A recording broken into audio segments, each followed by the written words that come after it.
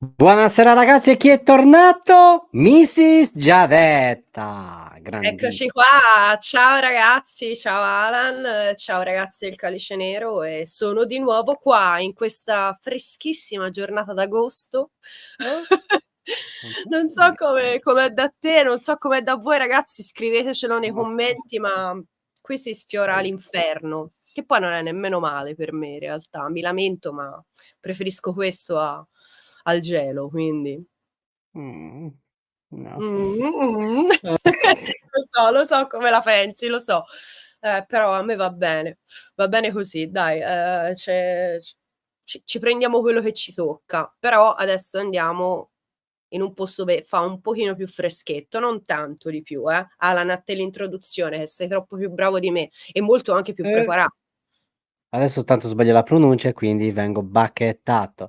Allora, vogliamo in Belgio con una band ormai storica del black, thrash, Viking, quindi diversi generi che vanno ad assemblare il tutto. Dal 1980, una band veramente storica, che oggi andiamo a intervistare. Una band che ha costruito una carriera veramente incredibile con vari full-length, la bellezza di 3, 4, 6 full-length, quindi stiamo parlando di una band veramente abbastanza allorquanto importante. L'ultimo lavoro è del 2015, ma andremo poi a parlare, vediamo un pochettino se è in procinto di rilasciare un altro nuovo lavoro la band stessa.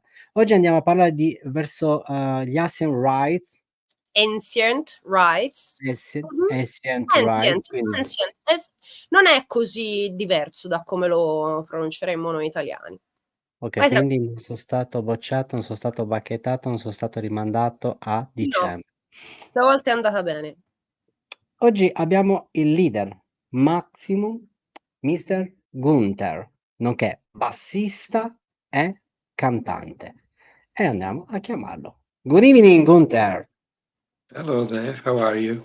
Hello, Hi, we're ciao. fine. We're doing great. How are you? It's a pleasure Alright. to have you. An Thank honor. you. Thank It's you my so pleasure. much for being with Completely us. mine. Oh, thank you so much. We were introducing a little bit your music, you, the band, but as I usually ask to our guests, please, Gunther, introduce yourself and your music to the audience of Il Calice Nero. My name is Gunther.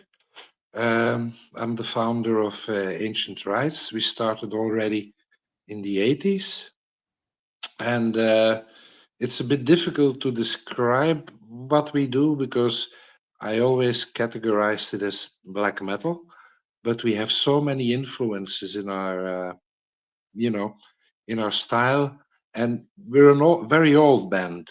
I started already playing in the 70s and early 80s, so we were already busy individually from a very long time.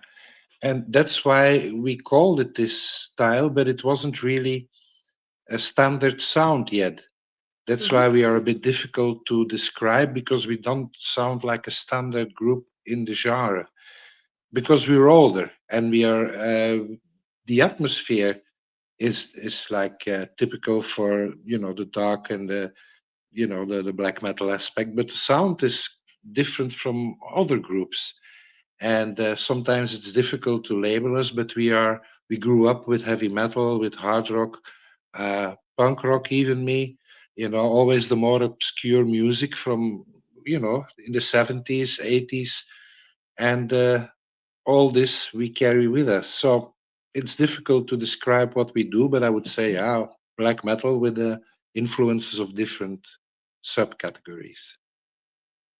Perfect. It's something authentic, so it's difficult to Yes, put a label on it. I know what because you.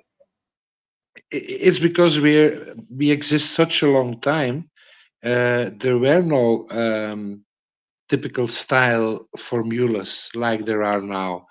Sometimes bands said, okay, you don't sound Norwegian enough in the beginning, or you don't sound like this, or you don't sound Swedish, or you don't sound like. It's normal because we did our own thing in an isolated position, and we try to create our own vision. And that's why we are doing our own thing, and it's difficult to compare. Uh, because, that is a little bit like being around for so many decades, you do your own thing. I think it's the best way to make music, because when something is yours and you don't follow the rules of a genre or something like that, it's better. I will just what translate. what you feel, without thinking of a marketing plan, without thinking of how what the public will think, or the labels. There is never any pressure. We are very independent, so we can play what we feel without having to answer to anyone. No managers, no typical. So we play what we do, and without,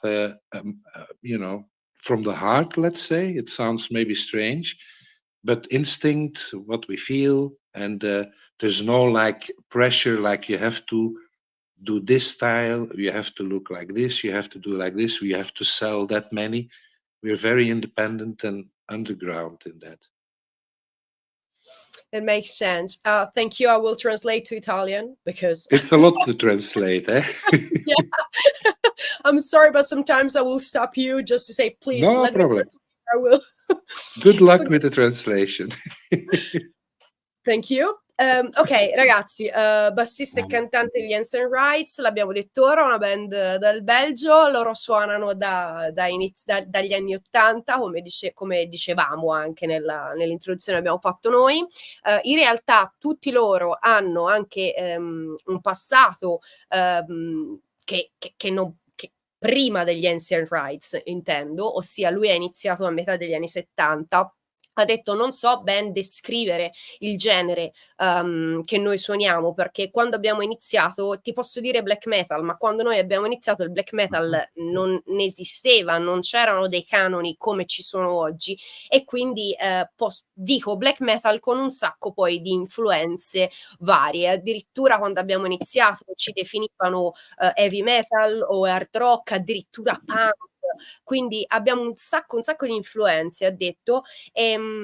Ha detto la cosa bella è che durante tutti questi anni abbiamo potuto mantenere questa nostra autenticità, questo nostro voler fare le cose non stando per forza sui binari del genere e degli stilemi appunto del black metal, perché loro sono indipendenti, sono una band che non ha manager, ha detto non abbiamo etichetta che ci costringe a pubblicare ogni anno forzatamente 50.000 album, non abbiamo costrizioni di nessun tipo, facciamo molto semplicemente quello che amiamo, scriviamo i brani come piacciono a noi, senza curarci di questo non è black metal quindi non lo posso pubblicare, questo si distanzia un po' da quello che fanno le altre band. Loro fanno molto semplicemente ciò che il loro istinto gli detta, e io gli ho detto quindi possiamo dire che siete veramente una band autentica al 100%, che non è costretta dai paletti, diciamo, del music business. E ha detto sì, e gli ho detto vi sta riuscendo molto bene e sono felice perché non sono tante le band che si possono permettere di sopravvivere così a lungo, perché ragazzi, se parliamo dall'inizio degli anni '80, insomma è un bel percorso, che possono permettersi di fare quello che veramente vogliono senza costrizione alcuna e che riescono a durare così a lungo. Una riflessione per noi. Giada è sempre veramente chirurgica in traduzione, è veramente una bellezza nel sentirla. Allora, Testa, Alan, io te lo dico. no, è la verità, è la verità. E non lo dico solo io. Allora, saluto i Black Violence Band, saluto Siling, saluto Rotten She su Instagram e Tony Bevilacqua su Facebook. Allora, domanda da TSO. Il giorno che mi Eccolo là. portano via, veramente arriva l'ambulanza e Anna non ci sarà più. Ora cerchiamo di entrare in un circuito artistico, intendo un circuito musicale, dove la mente di Mr. Gunther viaggia senza aver preconcetti, ok? Nessun preconcetto. E con questo giro di viaggi particolari, viaggi strani, viaggi totalmente folli, vorrei capire come potrebbe parlare della band, della creazione della band, di come è nato il progetto all'interno della sua mente. Okay, let's begin from the start. Alan is asking, what was the artistic path of Ancient Rites? I mean, how did all begin? How did you create the idea of the band? How did it all start, basically? Allora, that's an Italian word. Okay. Oh. Allora, that's a long story. No, it's it's very difficult because when I started in the 80s, early 80s, it was impossible to find somebody who was interested in to do our style of music, because I live in a nice atmospheric medieval town, but there was no scene, there was nothing. So it was very difficult to find people who want to do something what I wanted to do, and there were no real examples. So I grew up, you know, as I said, with listening to the hard rock, but in the 70s to punk, there was no real black metal yet.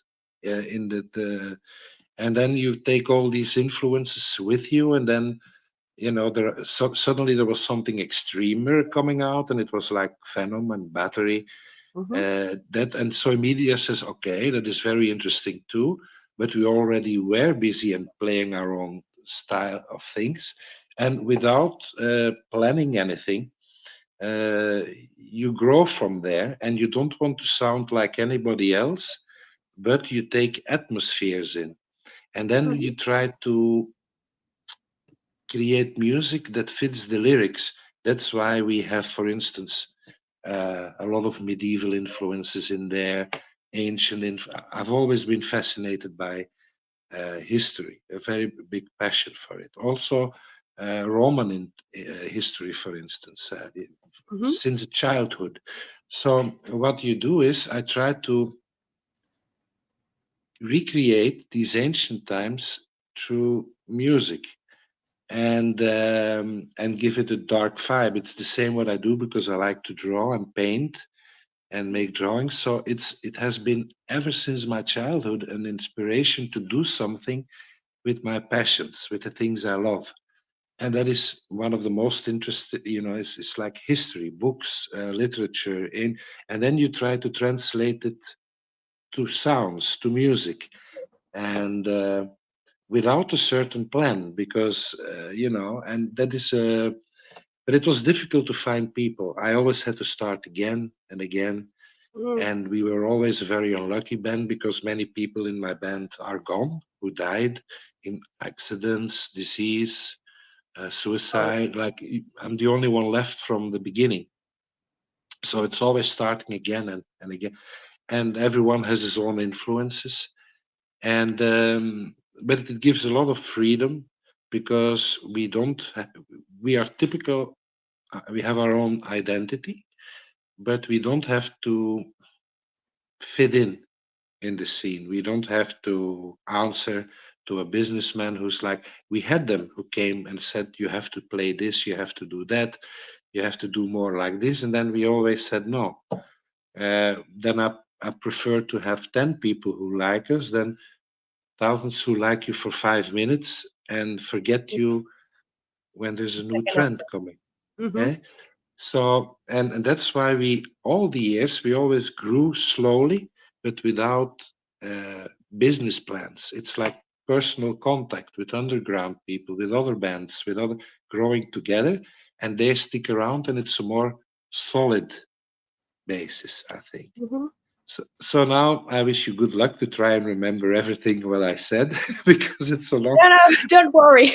I would remember. I remember. Don't worry. I was just thinking about what you were saying, because without the constrictions of a label, of managers, agencies, it's something true. It's the truth of a person, of a band, and it's something that it's very hard and difficult to find people like you, artists like you, because they all bow to the label, to the market. we all do, actually, because also we do interviews, but if the audience don't like what you do, you have to go forward to the tastes of and it's something that we are all forced to do. But the thing that you said, that it's better to be liked by 10 people than 10,000 that will forget you the day after. True. It's and something. In the beginning, we tried to do it so independent that we didn't even sign to a label, and we made our own label. But the problem was, then we couldn't get our music across to people who could buy it or get it. So we were always doing tape trading, changing it with other musicians, with radio stations for free and everything. And it creates a special bond, which is away from hype, from trend. So it's a different approach.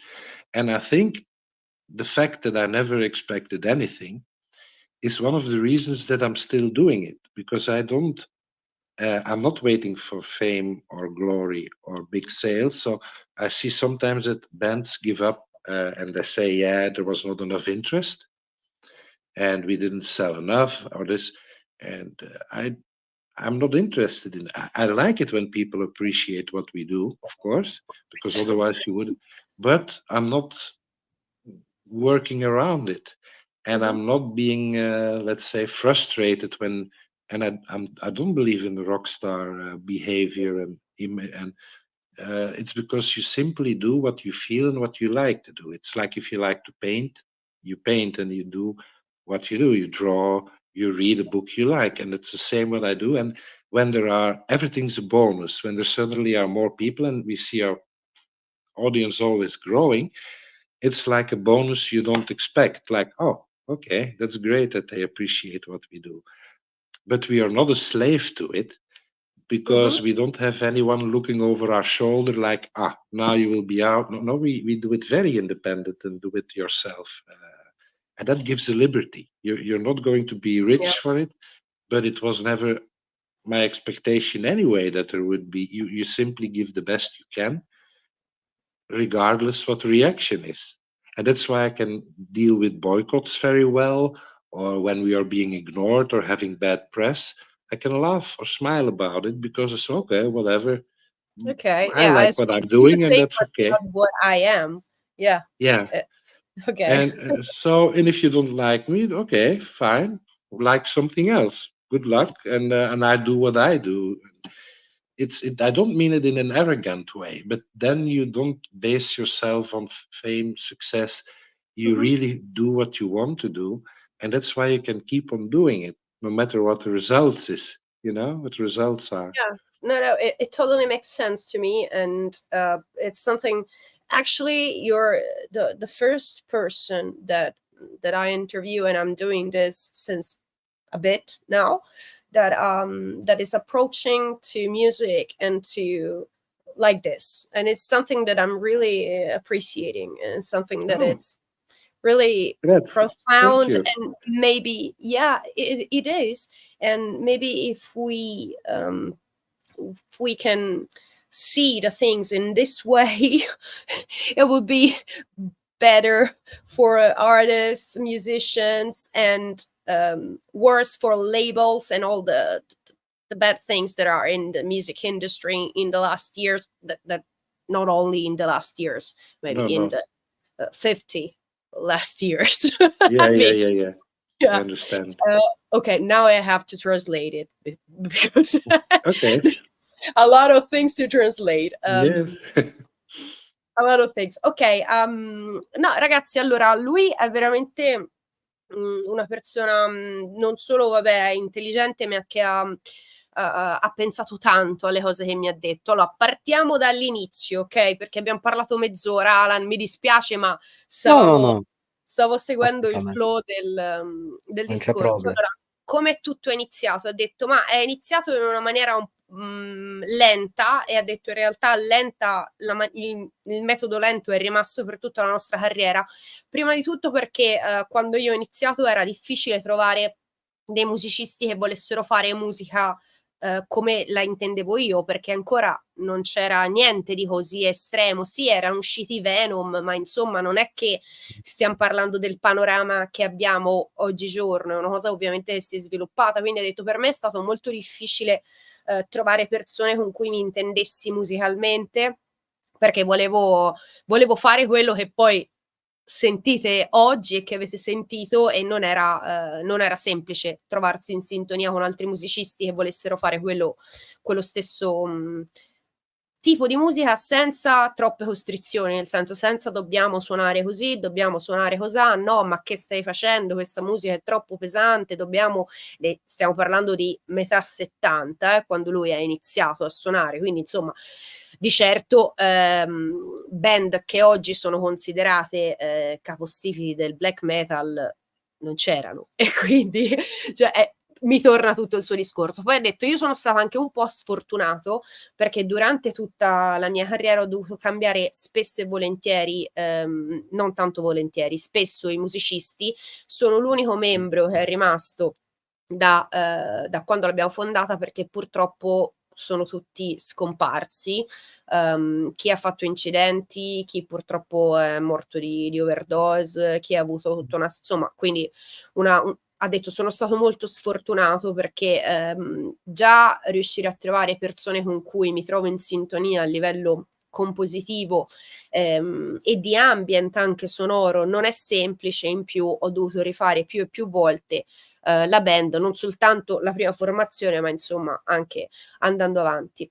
Ha detto poi che la componente dell'essere indipendenti, quindi l'indipendenza, è un fattore che per lui ha giocato a favore per tutta la vita, e l'ha sempre cercata, l'ha sempre difesa questa indipendenza dalle label, dalle etichette discografiche, dalle agenzie, dal music business in generale, perché lui voleva fare quella tipo di musica senza nessun tipo di costrizioni. E stavamo parlando di questa cosa, lui ha detto: io non ho mai cercato la fama, non ho mai cercato neanche l'approvazione, sono arrivato ora, vabbè, alla pace dei sensi, ma fin dall'inizio lui ha sempre avuto questa filosofia: io faccio questo tipo di musica, se mi arriva una recensione di un critico a cui non piace quell'album, vabbè, gli rispondo non l'ascoltare. Non sono mai stato ossessionato dall'approvazione dell'altro,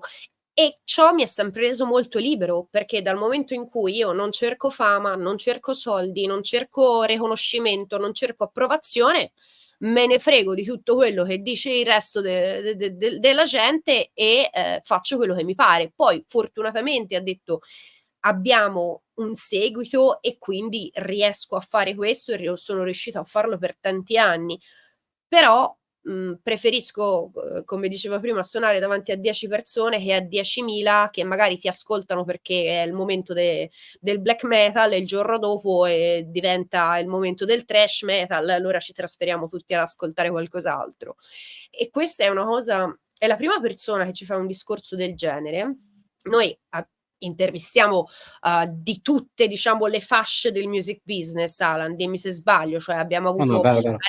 artisti che sono partiti da qui e sono arrivati lassù, artisti che sono partiti da lassù e ci sono rimasti, altri che hanno fatto il contrario, dalle stelle alle stalle, altri che sono totalmente vero, cioè noi abbiamo veramente tutte le fasce possibili. Però è la prima volta che qualcuno mi dice: non solo non cerco la fama, ma non cerco l'approvazione altrui, che è una cosa molto umana, ragazzi, perché chiunque di noi cerca sempre l'approvazione dal resto delle persone, ed è una cosa che mi fa molto riflettere.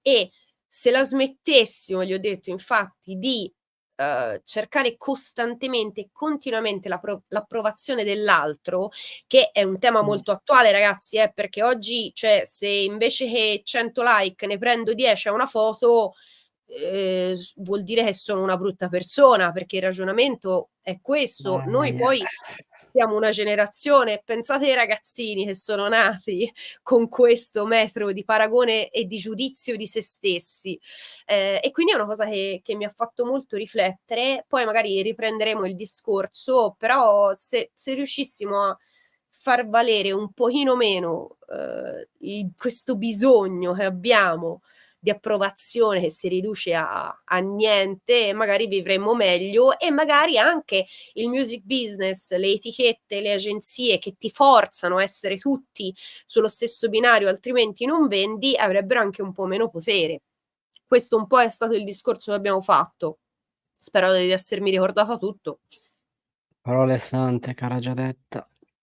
La mente umana può svolgere delle storie di fantasia, ma No, ma la anche domanda mia la salti così? Che fai? Non mi fai fare la domanda mia? scusami. Scusami. No, perché continuando sto discorso di come le cose Scusate, iniziano, gli voglio chiedere come ha iniziato lui nella sua vita. Mi salti così a pie pari, scusami. Vai, Giadetta. Okay, following this, the previous question, I wanted to ask you, how was your upbringing in music? When and how did you start, and what was the first time that you approached music? The first time that you started? I remember, and it will sound crazy, but I have a quite good memory. the first time I noticed music was when I was 5 years old and I heard the Beatles on the radio. Mm. And it was something different. It was 1970 already, so, and it was the song Yellow Submarine. Oh. And that song it's like almost like a children's song if you think of the melody. Yeah. Like we all live in a yellow. So it was like ideal for me as a toddler, as a little child. Like what a funny, pleasant song. And then you wanted to hear more. And then they were one of the first, rock bands actually. And so that was the first moment when I realized that I liked music because I was responding to it. It was by accident on the radio, and I says, "What is this?" And at my home, they often played radio, and my father liked 50s rock and roll, Mm-hmm. and and then step by step, I discovered things like that. I says, "Okay, this is great," and I always liked what sounded, let's say, I could love it atmospheric music, but when I heard something harder than normally on the radio, I didn't have an older brother or so or a sister to tell me anything, but I heard, for instance, like the Sweet, Fox on the Run, and I heard the heavy guitars, and of course it was before heavy metal, and I says, "Wow, this sounds great." Or when I heard in 77, 78 the whole other Rosie by AC/DC, says, "Wow, this is so different from what you This is. normally Mm-hmm. hear on the radio." And I said, "I want to do something with powerful guitars, energy in it. It doesn't have to be the most academic music, but it has to be organic and has to be capturing you." And then punk rock came, and I says, "Well, that's very aggressive, and it's within my reach because this is quite simple, like bands like Ramones and stuff, and it's like 1, 2, 3, 4, and you go." And for me, I found it inviting as a kid to start trying to do it because I loved also the hard rock, but it was very often so technical that you say you have to go to a music academy Mm-hmm. to study it. And then I saw the Ramones or Sex Pistols, and I loved it equally much.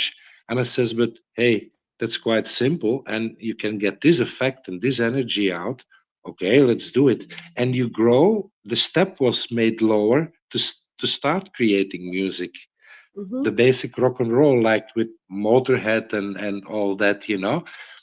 And you didn't have to be a soprano, or you don't have to be a multi magician with seven Okay. guitar necks. And I says, "Well, but this works for me too. Like this straightforward, when the feeling is real, I like it. And it doesn't have to be always the most difficult, and it doesn't have to be the most simple. Simply when you like what you hear and what you do, you have to put your feeling in it. And that is for me. So I can listen, for instance, from very classical calm to very brutal noisy, but I can always feel when it's played from the heart by the musician. Sometimes you have a formula that is made by a label and that you say, okay, it has all the elements, but I don't feel it. Mm-hmm. And then sometimes you have someone playing very, something quiet on the street with an acoustic guitar, plays the right things, and you say, but this guy feels it. And then even something which is not your genre or your style can convince you because you feel it's done with the heart. So I'm very open with this, that when I like something and I feel that it's authentic and the person who does it means it, that's for me very important than a person who's bringing it and who's more thinking about the photo shoot, the makeup, the paint, or the lighting. Or no, bring, the essence is for me very important. And then it can be a variety of styles. I think you feel it when a musician or an artist feels what he's doing. Mm-hmm. It makes Very sense. organic. Mm-hmm. Yeah. It's something real at that point. Yeah, Something... and I don't mean it like in a snobbery, like true, not true. No, it can be of a different. But when you see, there's a lot of feeling into it, and it can be a very in-your-face feeling. It can be very subtle. It can be very classical, and it can be very dreamy. It can be very brutal and rough. But when you feel that what is done is authentic, but done with conviction, that the person brings it, and then you can keep on going. Because if you are hoping, I saw many bands who jumped on the style, were disappointed that they didn't sell enough, and then they moved on to something else, and then they tried to do this. Also in my band, I had musicians who says, let's try something that would be more commercial. I said, no, it doesn't work. I wouldn't feel it, and I would feel like a cheat, and people would feel it too, I think, when you don't bring what you really. Yeah, sometimes people can be fooled. That is true. Yeah, It I mean, happens. The I don't masses, know. yeah, It depends from how much they are into educated it. about music, maybe. True. I mean, And then I think that's why we always have the people who come to us are usually not the ones who are being brainwashed by big magazines, because we're often ignored. We exist so long, but we have always the last shows. Also here we sold out. And it's not about, but it's like you see the people coming who also have a different approach and who like you for what you do and not for what is said about you or how popular it is. Or how popular and you that's are. why we have a very loyal people that you see pop up everywhere, and we also don't make a barrier. There is when we played in South America, I went over the fence to be between the people in it with the microphone, so that it would be like we're in it together. It's not me up here, you down there, me, I find myself important and you don't get an autograph. No, Put a be a distance. part of them. Yes, be with the people, from the people, and feel it together. And that makes also that you have a more loyal following, because it's not like a following, it's more like a friendship, a brotherhood, sisterhood, very Yeah, it's personal. often when a band take to Yes, distance from their fans, because you only exist because of the fans. So exactly. you have to, I don't say to put yourself into the crowd, but just speak with people. There are people Yeah, like you. So yeah, uh, I really hate when some me too. kind of rock stars or bands do Yes, I find things it like very disappointed when I see this also in our style. That I said, please get a grip. Who the hell you think you are? When you that. see, uh, you know, this behavior that is like as if there's something, you know, I find it not very intelligent even, and a bit insulting. Like, and some people, yeah, many that you say, okay, is this what you think, and are you fooling yourself? And tomorrow, if your record goes less well, how happy will you be when your fake thing is all? And for us, I must say, the people keep on coming. Those who came to us so many years ago are still there, and it's like more like a bond with friends, and there is no distance, and it's like they share interests like the historical lyric side, or and there is an appreciation which makes it more like on the same level with the people. There's not no rock star nonsense and imagery, and because if you have to play a role to convince, sooner or later you will fall. You will be you Yeah, can't no, keep it playing a makes role. sense.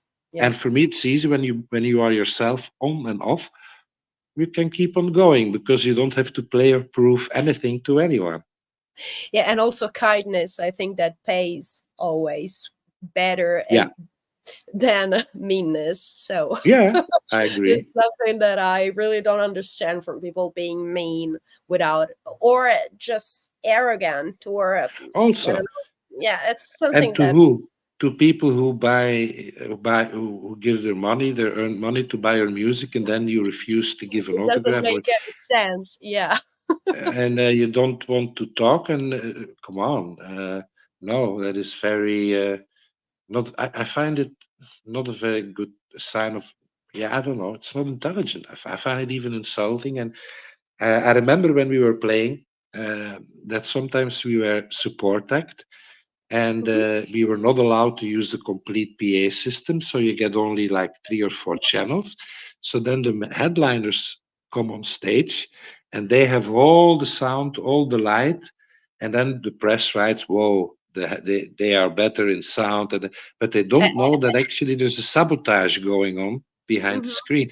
So I always said, the moment when we are headliners, and I do it, every band that plays with us get the same space, get the same sound, can use the entire thing. Yeah, but you experienced this, so you know how it feels to be the support act.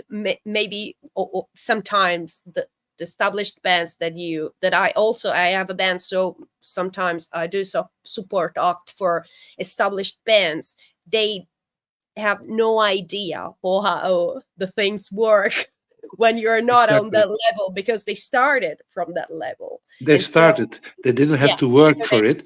Yeah. And also they have their ego to protect, and they want to look better, but using every trick. So they say, yeah, it's normal that we can have the extra channels, and we are up there. And I say, come on, if you have to be afraid that a young promising group would sound better when you give them the entire PA or the same line. No, go ahead, do your thing. It's not for me a competition. It's more like being in it together. And I don't want to be above or no. It's better for the audience when they get the best. I remember that we hired pyrotechnics to do a special celebration with, and we were not allowed to put it on the festival because the main bands didn't want us to have smoke and the pyro. So we paid the guys, but we were never allowed to use it. And then I say, come on, I will never be like that. Any band can do whatever they want. They will have the same chances like we do. So we don't have these rules for young bands who play with us. They get the same sound, the same equally many channels. They can use the same lights. I don't want to be like, it's no competition. It's not a football or Olympic sports for me. It's just like we are in it for the music, and it's also better for the people who come that they have the best possible night when everyone gets the same chance. Yeah, it totally makes sense to me, but unfortunately, I know well what you're saying, because it's like this everywhere, here in Italy, in the US, in the UK. I think that it's the same situation everywhere. And I didn't expect it from the metal scene sometimes, when you step on the inside, that you say, hey, this is the same approach as like with Madonna or the big bands. Like, what is the difference if you use the same narrow-minded approach and want to be the star? Like, then you're not, in essence, you play as if you're underground, or you play like you're like a special tribe of metal, but you do the same nonsense like the big ego stars. Then you're on the same shit. Even if you play a different music, you're not better, in mentality. Really crazy, and that really annoys me. Okay, now I have to translate, and this is the all right. part, because we have been speaking for 40 minutes. Okay, let me try to. Good luck. Thank you, I need good luck. Ok, allora ragazzi, scusate, ma qui stavamo parlando, lui mi sta simpatico un sacco, è una persona veramente interessante, intelligente, e quindi quando uno chiacchiera. Allora, la mia domanda all'inizio era, visto che parlavamo di come tutto è partito per la band, gli ho chiesto come tutto è partito per lui, nel senso, qual è stato il suo primo approccio alla musica, perché ragazzi, sì, si iniziano le band, ma prima bisogna capire come ci sei arrivato alla musica. Ha detto, io mi ricordo benissimo, avevo 5 anni e alla radio suonano Yellow Submarine dei Beatles. Io mi ricordo quest'istante in cui mi sono girato verso la radio e ho detto, ma che cos'è questa roba? Oltretutto ho detto, Yellow Submarine per un bambino è un po', ha una formula un po' da non da ninna nanna, oddio, come si dice in italiano, da canzonetta, ok? Da canzone per bambini, non mi viene, hai presente Yellow Submarine dei Beatles, insomma, effettivamente ha questo andamento molto per canzone dei bambini, quindi per bambini, quindi lui si è innamorato a 5 anni di quella canzone e di lì poi ha iniziato a scoprire i Beatles, che insomma sono un gruppettino underground. Non so se tutti a casa conoscono questo gruppo. Te, Alan, li hai mai sentiti nominare? Sono un gruppettino di No, non so neanche che Liverpool. cazzo sono. No, vero. Di lì poi appunto ho approfondito la discografia, poi piano piano sono arrivate le band un po' più pesanti, ovviamente, perché stiamo parlando degli anni fine 60, inizio 70, sono arrivati gli Sweet, sono arrivati gli AC/DC, sono arrivati i Led Zeppelin, poi cosa è arrivato? Il punk, perché lui ha detto c'è stato un momento in cui io ascoltavo tutte queste band e dicevo non riuscirò mai a fare quello che fanno loro se non mi impegno tanto a studiare musica, e poi ha detto è successa una cosa meravigliosa, è arrivato il punk e sono arrivati i Clash, sono arrivati i Ramones e io ho capito che potevo fare musica anche se non ero un direttore d'orchestra e io mi ho fatto un po' ridere perché prendiamo sempre i Sex Pistols, i Ramones, i Clash come perché effettivamente raga non è che fossero proprio a livello tecnico chissà che, però hanno segnato un'epoca e hanno insegnato anche alle persone che se avevi il dono, non se avevi solo cuore, ma se avevi il dono e poca istruzione musicale, potevi comunque fare dei capolavori, perché di questo parliamo. Poi vabbè, anche lì i Sex Pistols lo sappiamo tutti, lo diciamo sempre, sono stati creati a tavolino, quindi tanto cuore non c'era, però va bene così, andiamo avanti. Detto questo, non voglio far polemica. Detto questo, ha detto io ho continuato e piano piano sono arrivate le band più pesanti a cui mi sono appassionato. Ha detto i miei genitori ascoltavano musica, quello che noi chiamiamo rockabilly, ovviamente, che già comunque è un buon passo se ci pensate, perché non sì, è vero, era la musica dei tempi, ma non tutti non era come oggi che ascoltare rock la gente ti guarda in maniera tranquilla, non come se tu fossi un reietto della società, ricordiamoci questo, perché in 50 anni sono cambiate tanto le cose, più di 50 anni, io continuo a pensare di essere nel 2000 probabilmente, non lo so, non so se anche a voi vi fa questo effetto. E poi abbiamo parlato, siamo andati avanti a parlare in realtà di quella cosa che dicevamo prima, nel senso che noi intervistiamo band di tutti i livelli e com'è che ci siamo arrivati io e lui a parlare di questa cosa? Non lo so, non mi ricordo il collegamento, però fondamentalmente ecco perché, scusate, sto facendo mente locale, ma abbiamo parlato 40 minuti. Mi ha detto, noi abbiamo fatto proprio la gavetta, cioè quella che siamo partiti dai palchi dove c'era davanti a noi una persona e ci pagavano con una stretta di mano e siamo andati avanti anni e anni e anni fino a costruirci un nostro pubblico. Ha detto, comunque ragazzi, lui è molto umile, molto tranquillo, eccetera, però nel senso, questi sono una band forte, una band che ha tanto pubblico, cioè loro si definiscono e sono effettivamente indipendenti, vedi là, ma non è che sotto il palco c'hanno 2 persone, hanno fatto l'ultimo show, l'ultimo tour quasi tutti sold out, quindi insomma stiamo parlando con persone che la musica la fanno davvero, perché sai, a volte si sentono questi tipi, dimmi te se mi sbaglio Alan, ma si sentono questi tipi di discorsi da persone che non ce l'hanno fatta per dire ma sai, no, capito? No, belli, Sì. questi ce l'hanno fatta.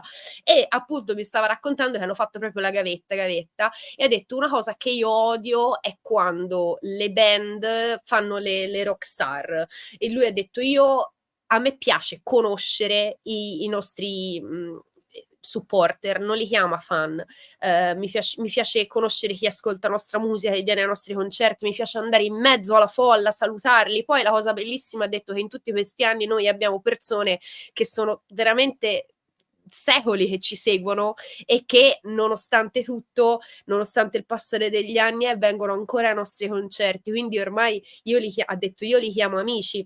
e di lì siamo passati appunto a quanto è brutto quando le band, non solo quelle che sono sul top, ma anche, io ho visto anche band underground avere questo atteggiamento arrogante nei confronti del fan, nei confronti della persona che è sotto al palco in quel momento, come se fossero Dio sceso in terra. E lui ha detto sì, è una cosa che anch'io non sopporto e poi mi ha raccontato un paio di aneddoti, tra cui quando loro hanno fatto, non lo so, in alcuni festival dove non erano headliner o alcuni tour di supporto ad altre band, il modo arrogante, brutto e anche un po' discriminatorio con cui veniva trattata la band di supporto. E gli ho detto: guarda, sfondi una porta aperta, perché purtroppo anche a me sono capitati esempi di questo tipo. E lui mi raccontava tipo: salgo sul palco e del mixer io posso usare solo 4 canali, mentre tutto il resto della band, cioè scusami, tutto il resto dei canali e le luci eccetera le può usare solo la band principale. Cioè non gli hanno fatto usare delle luci in certe situazioni, perché se no lo spettacolo veniva troppo bello. Addirittura un festival che era un particolare anno in cui volevano festeggiare un loro traguardo, non gli hanno fatto usare delle cose pirotecniche, quindi dei, penso, fuochi d'artificio, cioè, no, fuochi d'artificio, vabbè, ne lo so, le fiamme, le robe, che avevano preparato tutto uno spettacolo perché altrimenti, perché l'headliner del festival non voleva. Cioè ragazzi, robe fuori di testa. Purtroppo io so benissimo di che cosa parla lui, e lui, una delle ultime cose è stata: ma chi ti credi di essere quando fai così? La gentilezza, io dico sempre, l'ho detto anche a lui, la gentilezza paga, la cattiveria ti ritorna tutta addosso. Quindi ragazzi, nella vita, anche se siete al top, non è detto che ci rimarrete. Quindi occhio a come vi rivolgete. E poi una parola gentile, questo voglio fare un po' la filosofa stasera, senza presunzione. Una parola gentile è sempre meglio che dirla che non dirla. Dimmi se sbaglio. Purtroppo ci sono delle band sia underground sia importanti che seguono Gesù Cristo in terra e poi affondano nella merda. E gli sta Perché anche è bene. successo. Scusami. Quanto mi sta bene. Alan, scegli la tua domanda migliore. La mente umana può svolgere delle storie di fantasia, ma anche in versione psicologicamente macabra. Quindi la mente va sia sulla fantasia, crea delle fantasie interne, ma anche su, appunto, una mente instabile, malata, contorta. Okay. Da tutto questo mi deve spiegare, mister Gunther, come riesci a far sì che la tua musica abbia delle storie che abbraccia sia il genere black metal e che abbraccia la morte, quella morte interiore, non quella morte esteriore, non quella del corpo, della mente. Ecco, ora te mi devi dire io cosa gli racconto a lui in inglese.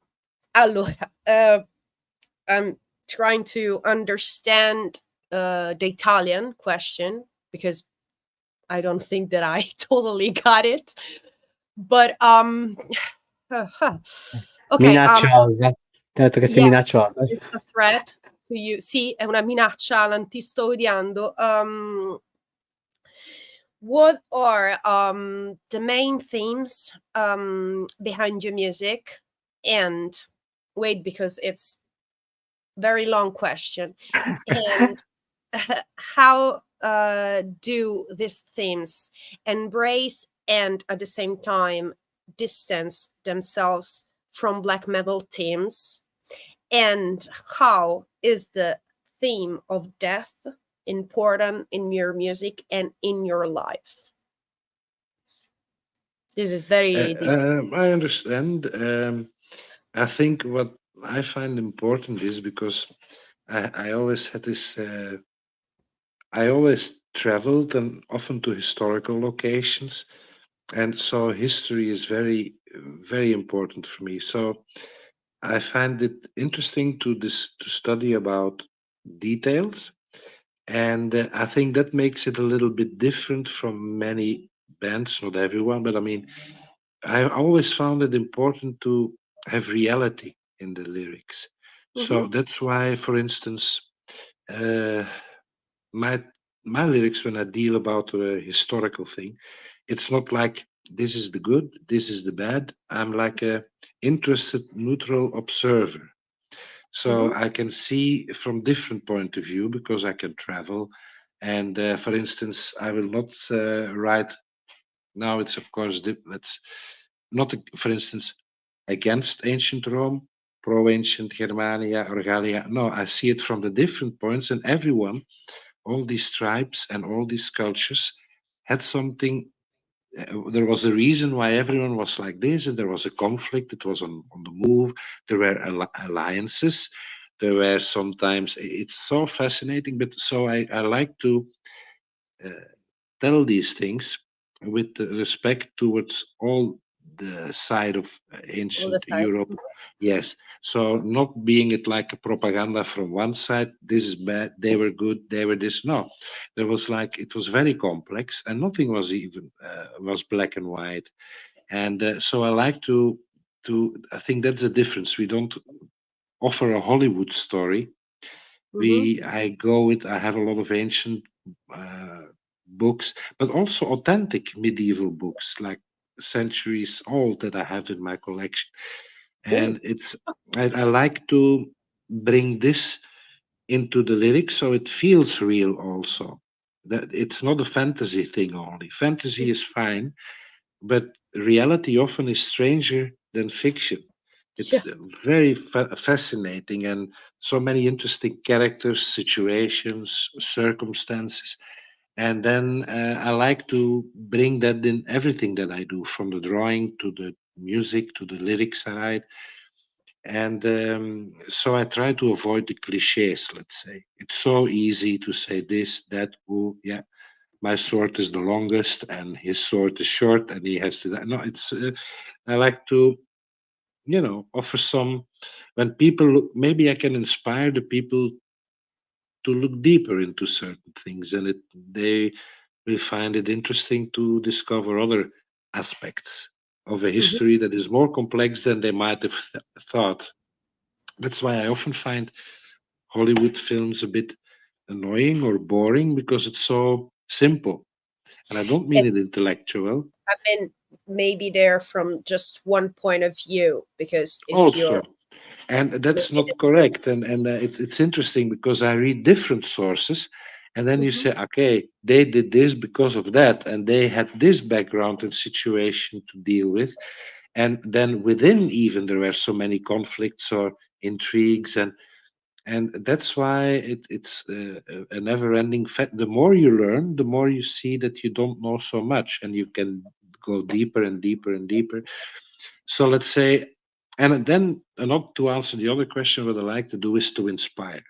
Um, for instance, I have also dealt with heavy health situations, also as like fighting cancer, Oh my. yeah, or chronicle things, many operations. And so you're often confronted with death, and then you start, the more you are confronted with it, the more you appreciate the little things that you can go, for instance, with enjoy a coffee with someone close. That's, or a simple thing. You don't ask for the moon anymore because you've been, in hospital for months, or you've been through a lot of things, or you don't know if you will make it or not. You're confronted with the reality of things and how fast time goes. So I don't make myself so angry over little things anymore. I never did. I always was quiet, easygoing, patient. But now I can appreciate the simplest of things. A bird landing on the back of my yard that I give bread, and then the second bird comes. Simple thing. Or a pet, of a friendliness of a friendliness in a store with a person or someone else who says, thank you for the music. I had a hard time. You gave me inspiration, and you keep a positive thing. So also that's why I even, one of the albums was Rubicon, because also in your history it was against all odds, and when Caesar crossed the Rubicon, he was going against all odds, like, and managed to do something. Of course, It's more like I hope to inspire to never give up and try to do the best you can, no matter what the outcome is, and don't cry over little details because Mhm. it can be over anymore. And it's I don't want to sound pompous or arrogant, but No, life no, is very you're not sounding like that at all. Don't worry about this. so I don't want to preach like, but I just want to say life is so fragile. I have so many people around me that are gone with who had so many and like accidents, through like a car crash. Our guitarist when he was 18, uh, not dying of his disease, a suicide, like so many things. I'm the only one when I look at the old pictures of Rites. I'm the only one who's still there. Most are. I have so many, and none of it was with drugs, or none of it is with stupid. It's like bad luck, disease, like, and that you say you see how fragile it is, and it can be over any moment. And I'm always confronted with it. Mhm. And so you put things in perspective, and you enjoy the little moments that you can enjoy, and you don't make trouble of, oh, the weather is this, oh, his car is bigger than mine, or I don't have one. No, who cares? Your priorities are different. You want to make the best, and I can find a lot of pleasure in very simple, having a nice moment, a nice conversation like this now, or having a coffee, or reading a book, or with the person who's close to you, taking a walk. You don't have to expect miracles or the moon to, because it's over before you know it. So why waste time on complaining and be Yeah. thinking of what you can't have? So I hope that's like a willpower. I hope to, in a positive way, to inspire that you don't have to be commercially successful to be successful. You have people who appreciate what you do, and those are soulmates. Or you don't have to make a competition out of everything. Just do the best you can, and you know, uh, do what you feel and appreciate the little things. That's what I. Everything's a bonus then. Words of wisdom is it's well, actually, I, I'm not saying that for. I'm not saying that for. I mean, this is one of the of the deepest interview that we've ever had here. Oh, And thank you. yeah, and actually it's something that we ought to reflect about the simple things, the easy pleasures that we can have from a nice conversation, having a coffee with a friend, not Yeah. every day chasing our No. lives, because that's why these times are about. And this is something that we should think about it. And thank you so much for making us reflecting about it tonight, Oh, because it's thank you. yeah, No, it's thank you. yeah, thanks. Nice to hear. No, it's I mean it. It's like details that can make. I find it nice to give a compliment. I don't like when you see someone says, "Hey, nice shirt," or "Hey, your hair looks good today," without a bad or a strange intention behind it. But just it's nice to, when you have a good bond with someone or a person, and say, "Ah, you look nice today. That you did. Hey, what happened? Tell me." And I mean it. And it can be so simple, instead of a competition or trying to put others down so you can feel better. No, uh, uh, be happy if someone has a break or has a nice thing, and then you are not busy with competition. You enjoy the small, and it's like growing together, and it's pleasant. You have a nice moment together, and over a coffee, a cake, a nice Yeah, wine, a nice I think meal. also it's better to have a friend than an enemy with no Yeah, reason. So it totally yeah. makes sense. Oh God, now I have to translate. Let me do it. Okay. Let me try to do it. Um, non mi ricordo nemmeno. La domanda sì, l'hai fatta te. No, ragazzi, mi piace un sacco. Lui è veramente.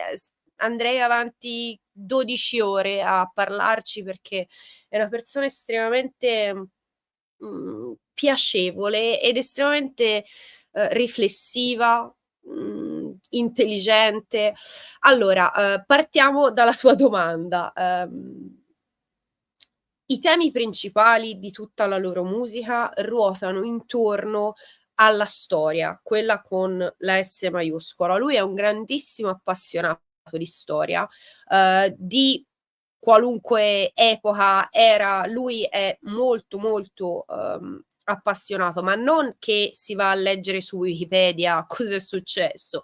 È proprio un gran collezionista di libri anche dell'epoca. Ha detto: io tra la mia collezione ho qualche testo, ovviamente non da 10 milioni di euro, ma qualche testo d'epoca medievale. Immaginatevi voi che quanto lui apprezza questa ricerca e quanto è dentro, in inglese si dice into, non mi sta venendo il corrispettivo in italiano, come se fossi, capito, di madrelingua inglese, scusate, ma switcho proprio le lingue.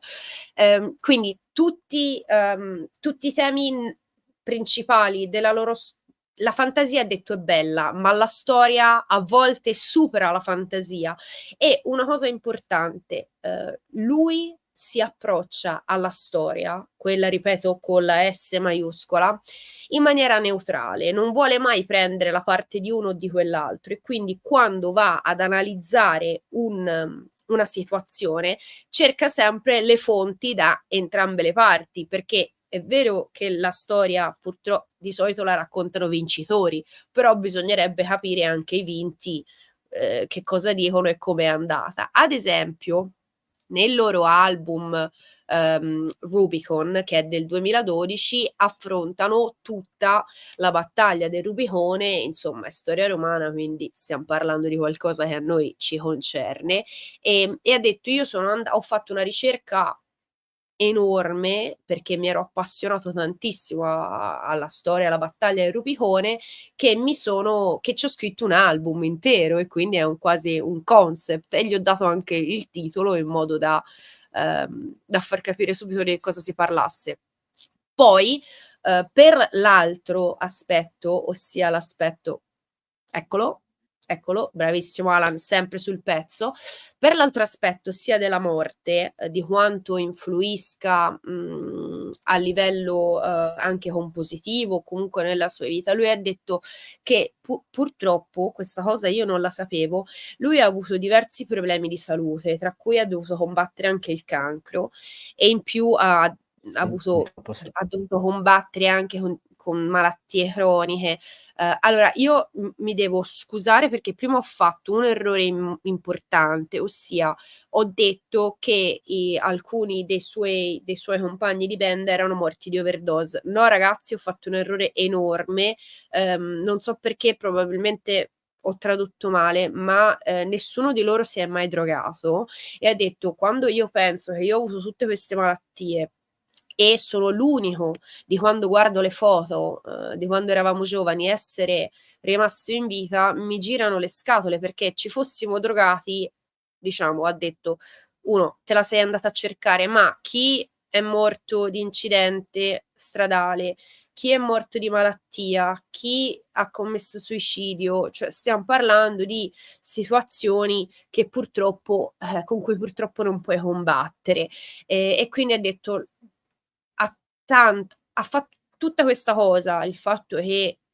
siano morte tante persone a lui care, il fatto che lui abbia dovuto combattere con malattie purtroppo di una certa importanza, ha fatto sì che lui cominciasse a guardare alla vita in una maniera totalmente diversa, e ha detto: io sono sempre stata una persona gioviale, gentile, che cercava di apprezzare il massimo, quindi ha detto non è che ho fatto proprio un 180, non ho fatto un cambiamento epocale da dire ero una persona in una certa maniera, sono diventata un'altra, però ho cominciato ad apprezzare ulteriormente le cose più semplici, quindi un caffè con un amico, una conversazione, un incontro con un fan con cui magari che si prolunga oltre al ciao come stai, tutto bene, ma un uccellino che nel mio giardino viene a beccare il pane che gli ho tirato, quindi ho iniziato ad apprezzare cose, le cose semplici. E poi come riallacciandosi il discorso di prima, lui diceva è inutile avere competizione tra le band, tra le persone, anche perché non sai mai cosa la vita ti riserva e la gentilezza ripaga sempre, e quindi è sempre meglio essere buoni con il prossimo rispetto a metterci in competizione, cosa che non ha assolutamente senso. E ho riassunto più o meno tutto quello che ci siamo detti, però ragazzi è una persona veramente speciale. Grazie Alan per questa intervista, perché veramente mi ha fatto strapiacere. E perché ho seguito la vicenda quando è stato male, quindi anche quando è stato all'ospedale e tutto, quindi alla grande. Che qua ci tenevo tantissimo di averlo appunto sul canale. Saluto Panzer Christ, prego. Scusami, Prego. non ti volevo parlare sopra, dicevo Prego. adesso mettiamoci un sorriso, passiamo alla domanda italiana, così almeno Vai. ci facciamo due risate, perché sennò raga qui mi commuovo, io ve lo dico. Saluta Alan, scusami, stavi salutando. No, solo Panzer Christ e Marco, e poi anche un'altra cosa importante che molte volte non diamo peso, sembra una stupidata, respirare ogni giorno e odorare quello che ci sta intorno. Ecco, tutto qua. Giusto, e prendersi un minuto per Riflettere. bravo, respirare, solo respirare, a volte basta, quando siamo sempre di corsa, quando non ci rendiamo conto di chi Vero. siamo, fermarsi un minuto e respirare, che è la cosa più naturale e che diciamo Allora. tutti sappiamo fare, quindi non è difficile. Vai Gianetta. Okay, let's go to the funny part of the interview. At the end of the interview, I usually ask the Italian question. That is Fai a la question. brava, fai la brava. Yeah, I'm going to behave. Don't worry, Alan. Sì, mi comporto bene. A question on typical Italian topics. First, this is not the Italian question. This is a part of the question. Do you like cars? Cars. Mm-hmm. No. Vintage ones. Yeah. Ones. Yeah. But the ones with a lot of the ones you don't see anymore. I prefer those of the 30s and 40s who have, this a nice traditional, like ancient vintage look. It's So yeah. this is a good thing for the question, for the Italian question of tonight. That is, to which car brand does the famous Italian car 500 belong? This is the car. Okay, can you see it? This is the 500 car. Okay. 500 car. And I'll give you option. To which car brand does this belong? First, Lamborghini. 2, Piaggio. 3, Toyota. 4, Fiat. I'm not very good with cars but let's say I have the tendency, I have two doubts. I think of Lamborghini or I think of Fiat. Fiat? Yeah, it is correct.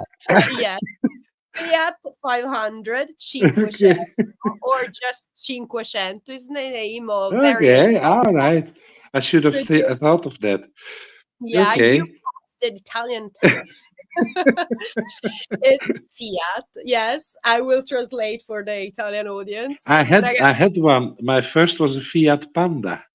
cool. Where So you know the brand. You know I the know the brand. brand. It was when I was yeah. I don't know much about it but a bit, yeah, because I like but this one I know, and I used to have a Fiat when I was my first little one.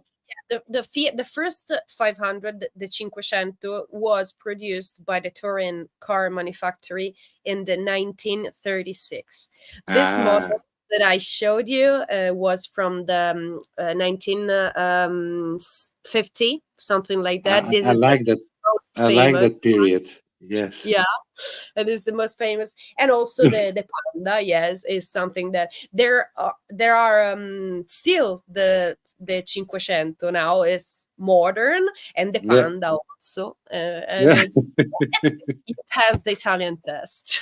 So I This was passed the test. Good. yeah, you passed it. It was the silly part of the interview. I'm going to translate because Alan is not understanding a word. Look at him. He was like, what? But I behaved. I promised All that right. it was hard, it was difficult, but you passed the test, so it Thank wasn't you. for you. Allora ragazzi, io ho fatto la domanda italiana, gli ho chiesto la 500 qual era il brand, qual era la casa automobili, non mi riesce a parlare stasera, che produceva la 500. Gli ho dato le opzioni, la Lamborghini, la Piaggio, la Toyota e la Fiat. Lui aveva il dubbio lì per lì tra Lamborghini e Fiat, però poi ha detto Fiat e quindi ci ha azzeccato, perché ovviamente la Fiat 500, ragazzi, non lo sappiamo, il primissimo modello della Fiat è stato messo in commercio, immaginate, nel 1936. Vi rendete conto quant'è che noi abbiamo la 500 in Italia? E addirittura i primi prototipi arrivano da 20 anni prima, più di 20 anni, dagli inizissimi del Novecento. Quindi vi immaginate che storia che abbiamo, e lui ha passato il test italiano. Okay. You understand some words when I Yes. speak Italian, Yeah. yeah? I'm speaking in the best way possible. Please Yes. correct me if I say Perfect. something wrong. No. It's very good. It's very good. Some words I pick up, and then you make connections. So I do pick things, words and so. Okay, yeah. That I But I need to ask you something. Which is your native tongue? My native tongue is Flemish, and Flemish is the same like Holland. Okay, so very, very difficult. Okay, I will not It's a understand. Germanic language that from the ancient times that came from Germania, but it's like that's where the tribe came from the Rhine, and in Holland and Flanders, the north of Belgium, we speak Dutch, and it's a family of the typical Germanic languages. But I know a bit of other languages too, and that's why I pick up from Latin and Italian or Spanish. I understand words and things, Okay, cool. and that's why I can make connections. Cool. Like you say in French, alors, and then you guys say allora. Allora, yeah, You can make, yeah. Or when I was in Rome, I remember I heard that they were saying Namo, let's go, Namo. Namo. Yeah, And Annamo. Yeah. yeah, They are. yeah. It's not Details. really Italian. They have a very strong dialect in Rome, and I'm from Florence, so in the center. Great place. A lot of history too. Yeah, in the Renaissance, beautiful. Invented Italian with Dante Alighieri, and so we don't have a dialect, so we cannot speak nothing more than Italian. Okay, but it's interesting. From Sardinia, so they have a very important dialect that I cannot understand if he speaks in his dialect. I cannot understand a word of what he says, but Annamo is Roman, Romanesco. Yeah, I heard it when I was there. I heard the people that I met saying it between each other. So I remember these details. I find it always pleasant to pick up on details to taste local food, local drinks, to appreciate local culture, then you have much more fun of the travel. It's like really being there, not just being a tourist, Yeah. trying to get the atmosphere, you know? Mm-hmm. The Yeah. details matter. To be a Details matter. visitor and not a tourist, to be with the Yeah. atmosphere of the place that Exactly. you are. Yeah, it's so cool. Alan, hai capito qualcosa di quello che stiamo dicendo? Più o meno qualcosa, No, sì. perché lui invece qualche parola la chiappa, capito? Quando noi parliamo. Sì, Tra sì, l'altro mi ha ho detto che a Roma, quando era a Roma, sentiva queste dicevano andiamo, andiamo, e lui ha capito che vuol dire let's go, capito? Che vuol dire andiamocene. E ora ragazzi, diciamoci la verità, io se un romano parla il romanesco veloce, non è che lo capisco tanto bene, e lui invece sì. Scusate, I'm choking. I'm sorry. No problem. Anyway, we are at the end of the interview. I'm so sorry. I would like to make it last another 3 or 4 hours, but we will free you. This is the last question. Alan, do it. Fai l'ultima su esto. Qual è la bevanda perfetta per descrivere il respiro degli Ancient Rites? This is the question. This is the black chalice, the black cup. I like to call it the black cup, that in Italian, Calice Nero. Nero means black. Yeah, Cup. Nero, I know. Calice. And I remember the emperor, of course. Yeah, Nerone, yes. Nerone, then I'm black. Yeah, okay. Nerone, the big black. Okay, the black cup. If you had to describe your music through a drink, through a spirit or a beer or anything that you can drink, and you have to drink it with the black cup, what would you drink? In the black cup, what I would put? Something I would like to taste something ancient, because something that's timeless, something that is interesting. Yeah, it's very difficult because I do like different drinks. Like I went to a Roman